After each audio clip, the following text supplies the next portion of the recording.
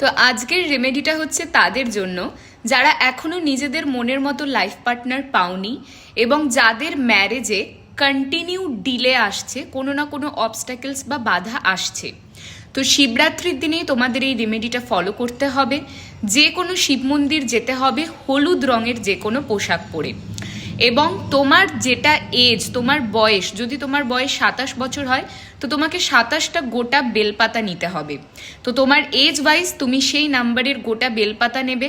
প্রত্যেকটা বেলপাতায় একটু করে তোমাকে হলুদ চন্দন বা হলুদ চন্দনের বাটা লাগিয়ে নিয়ে যেতে হবে।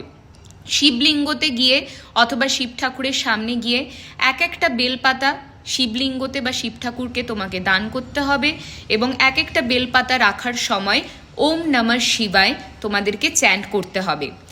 একবার এই চ্যান্টিং শেষ হয়ে গেলে তোমাদের যেটা পজিটিভ ম্যানিফেস্টেশন থাকবে সঠিক লাইফ পার্টনার পাওয়ার জন্য বা কাউকে অ্যাট্রাক্ট করার জন্য এবং ম্যারেজ যাতে তাড়াতাড়ি হয় সেটার জন্য, সেই ম্যানিফেস্টেশনটা তোমাদের করে নিতে হবে।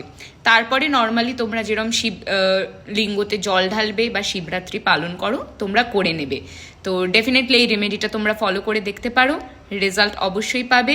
আর রেগুলার রিলসের জন্য রিলটা শেয়ার করতে হবে, পেজ লাইক ফলো করে রাখতে হবে। ভালো থেকো।